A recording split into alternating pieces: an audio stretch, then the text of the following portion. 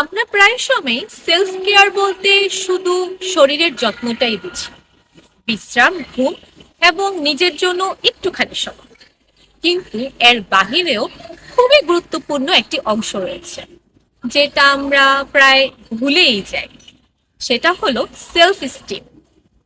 আমরা নিজেকে অনেক সময় বাহিরের থেকে খুব শক্ত দেখাই, কিন্তু আসলে ভেতরে ভেতরে নিজের সাথেই ফাইট করি।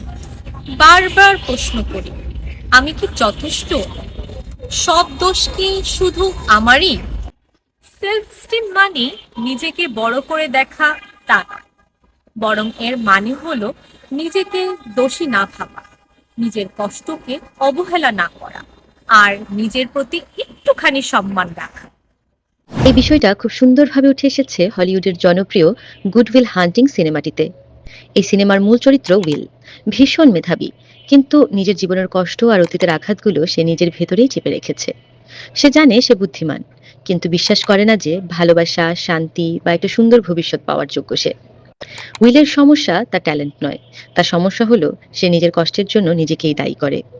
এই সিনেমাটা আমাদের দেখায় এবং শেখায় কিভাবে লো সেলফ এস্টিম অনেক সময় আত্মবিশ্বাসের মুখোশ পরে থাকে, আর কিভাবে নিজের দোষ না থাকা সত্ত্বেও মানুষ সারা জীবন নিজেকে দোষ দিতে দিতে ক্লান্ত হয়ে পড়ে। একটা বাক্য, ইটস নট ইয়োর ফল্ট, এই কথাটাই উইলের ভেতরের দেয়াল ভাঙতে শুরু করে। এই ফেব্রুয়ারি মাসে যখন আমরা সেলফ স্টিম আর সেলফ কেয়ার নিয়ে কথা বলছি, এই সিনেমাটা শুধু দেখার জন্য, নিজেকে বুঝে নেওয়ার জন্য দেখার মতো।